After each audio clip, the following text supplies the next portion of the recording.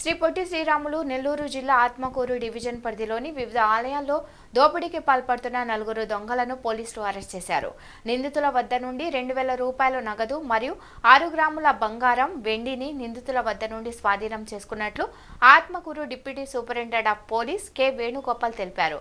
చోరీ కేసును ప్రతిష్టాత్మకంగా తీసుకున్న ఆత్మకూరు మరియు అనంతసాగరం పోలీసులు ప్రత్యేక బృందాలుగా ఏర్పడి 4 దొంగలను అనంతసాగరం మండలం లింగగుండ గ్రామం వద్ద అదుపులోకి తీసుకున్నారు. ఈ కేసులో ఆ ప్రతిభను కనబరిచిన ఆత్మకూరు సర్కిల్ ఇన్స్పెక్టర్, వారి క్రైమ్ సిబ్బంది, అలాగే అనంతసాగరం సబ్ ఇన్స్పెక్టర్ సూర్యప్రకాష్ రెడ్డి వారి సిబ్బందిని ఆత్మకూరు డీఎస్పీ కె వేణుగోపాల్ అభినందించారు.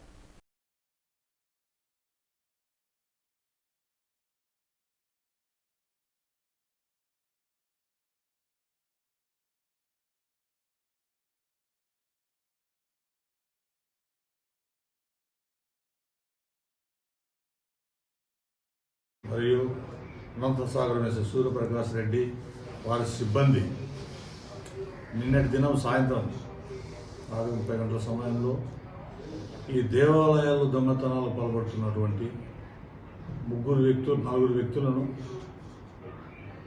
అరెస్టు చేయడమైంది. వాళ్ళ పేర్లు చెంచయ్య, రమణయ్య,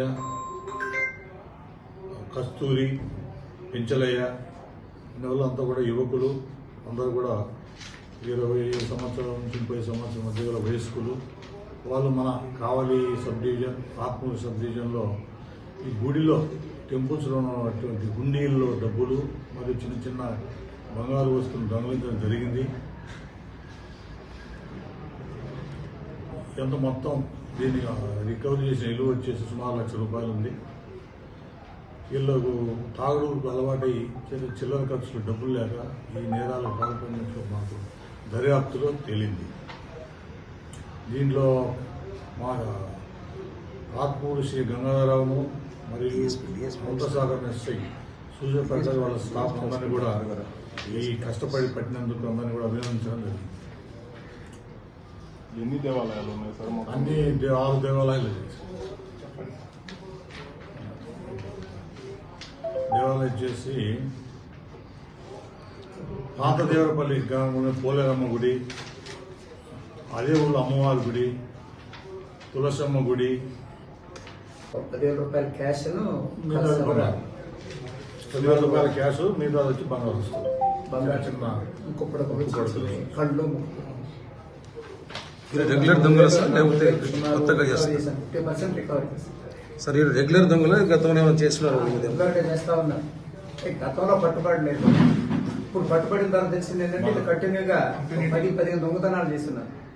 పట్టుకున్నారు. గతంలో వీళ్ళ మీద కేసులు లేవు కాబట్టి మొదటి దశలోనే వీళ్ళ మీద అరెస్ట్ చేయడం జరిగింది. భవిష్యత్తులో మళ్ళా ఈ నేరాలు జరగకుండా చూసేదానికి అవకాశం ఉంది. వీళ్ళ మీద సస్పెక్ట్ షీట్స్ కూడా ఓపెన్ చేయడం జరుగుతుంది. ప్రత్యేక నిఘా ఉంచడం జరుగుతుంది.